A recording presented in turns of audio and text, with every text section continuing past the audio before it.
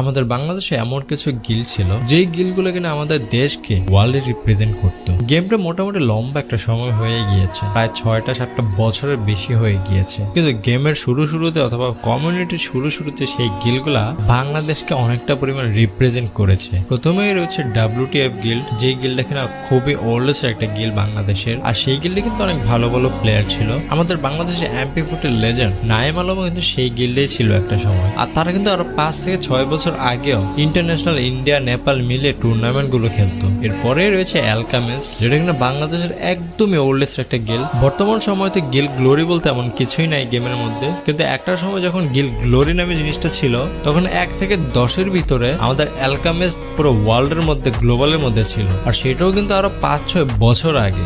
বুঝতেই পারতেছেন এত বছর আগে তারা গিল্ডকে কত সুন্দর করে রিপ্রেজেন্ট করে আসছে। আর 1 নম্বর রয়েছে আমাদের বাংলাদেশের টপ একটা গিল্ড VD71, যে গিল্ডটা কিনা আরো 5-6 বছর আগে থেকে শুরু করে এখন পর্যন্ত স্টিল অ্যালাইভ আছে। আসলে এটা না, VD71 কিন্তু টপ 10 গ্লোবালের মধ্যে গ্লোরিতে টপ 5-এর ভিতরে একটা সময় ছিল। আসলে এটি না, VD71 গিল্ডের মধ্যে বাংলাদেশের 90%